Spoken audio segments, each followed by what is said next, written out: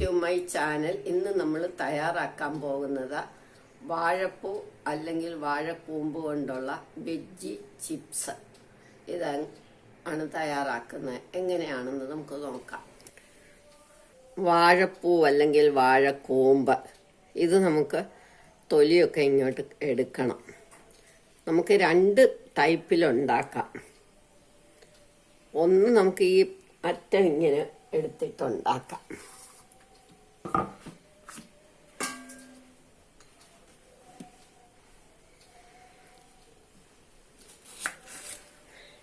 ഈ അറ്റം നമ്മൾ ഇങ്ങനെ അങ്ങ് കളയണം.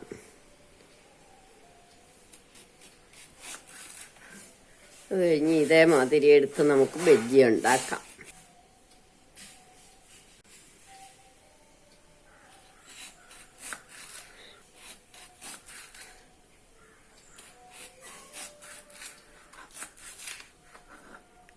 ഇങ്ങനെ ബജ്ജിയാക്കാം.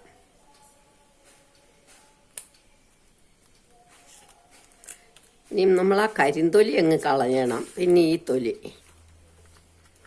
ഇത് നമുക്ക് ചട്ടിണി അരയ്ക്കാൻ പറ്റും.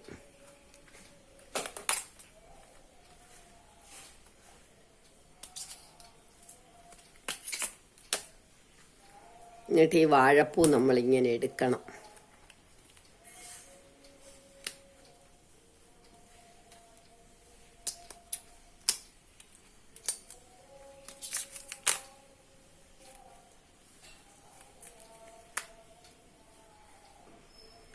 വാഴപ്പൂവെല്ലാം എടുത്തു.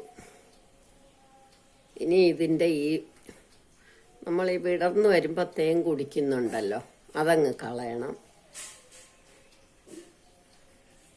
പിന്നെ ഇതിനൊരു പൂവുണ്ട്, അതും അങ്ങ് കളയണം. അങ്ങനെ ഇതെല്ലാം എടുക്കണം.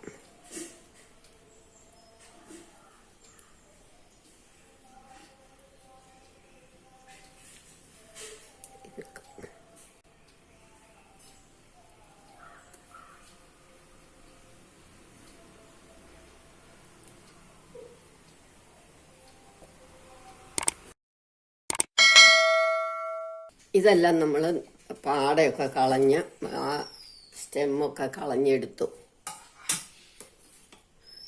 ഇനി നമുക്ക് കുറച്ച് തൈരോ മോരോ വല്ലോ ഒഴിച്ചിട്ട് ഇതിൻ്റെ കറയൊക്കെ പോകണം. നമുക്ക് ആ വെള്ളത്തിലേക്ക് ഇത് ഇട്ട് വെക്കാം.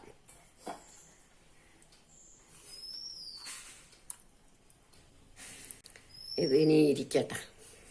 നമ്മളിതെല്ലാം തൈര് വെള്ളത്തിൽ അല്ലെങ്കിൽ മോരില സംഭാരത്തിലോ ഒന്ന് ഇട്ട് വെച്ചാൽ നല്ല, വെറും വെള്ളത്തിലായാലും മതി. ഇനി നമുക്ക് 1 ടേബിൾ സ്പൂൺ തൈരെടുത്തു. പുളിയില്ലാത്ത തൈര് വേണം. 1/4 ടീസ്പൂൺ കുരുമുളക് പൊടി, 1/2 ടീസ്പൂൺ മല്ലിപ്പൊടി, 1 ടേബിൾ സ്പൂൺ മുളക് പൊടി, കുറച്ച് ഉപ്പ്, വളരെ കുറച്ച് മതി.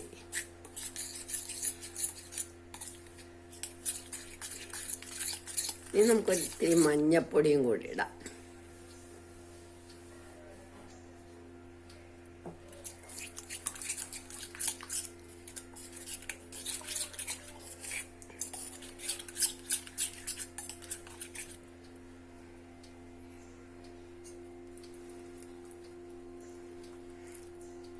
ഇനി ഇതെല്ലാം വെള്ളത്തിൽ നിന്നെടുത്ത് നമുക്ക് ഇതിനകത്തേക്ക് ഇട്ട് വെക്കാം.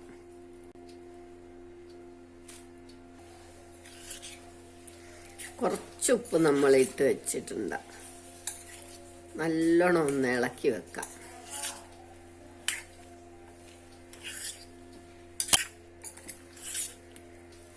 ഇതെല്ലാം ഇതിലൊന്ന് പിടിക്കട്ടെ. ഉപ്പും മുളകും അവരവരുടെ ആവശ്യത്തിനാണ്, ഞാൻ എൻ്റെ കണക്കിന് ഇട്ടേ. ഇനി നമുക്കിതൊന്ന് അടച്ചു വെക്കാം. 5 മിനിറ്റ് ഇരിക്കട്ടെ. 5 മിനിറ്റ് കഴിയുമ്പോൾ നമുക്കിത് എടുക്കണം. അപ്പോഴത്തേക്ക് ഇതെല്ലാം പിടിക്കും. ഇനി നമുക്ക് വേറൊരു പാത്രത്തിൽ ഇത്തിരി മൈദയും കോൺഫ്ലവറും കൂടെ കലക്കണം. 1/4 കപ്പ് മൈദ എടുത്തു. 1 ടേബിൾ സ്പൂൺ കോൺഫ്ലവറും 1 ടേബിൾ സ്പൂൺ അരിപ്പൊടി, പാകത്തിന് ഉപ്പിടണം. കുറച്ച് വെള്ളത്തിൽ ഇതൊന്ന് ഇളക്കണം.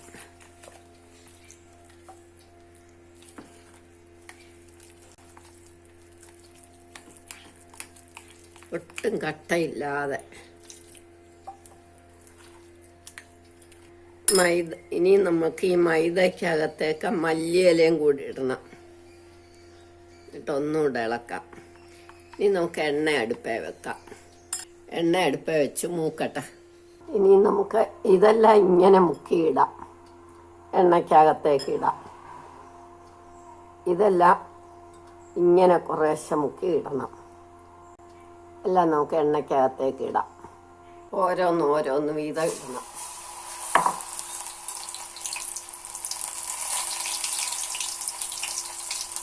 മൈദാമാവിനകത്തേക്ക് മുക്കി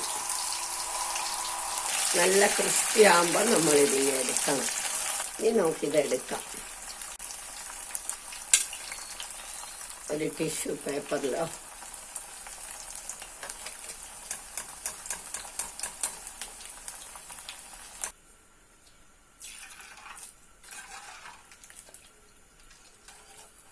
ഇനി വട്ടത്തിൽ അരിഞ്ഞെടുക്കാം.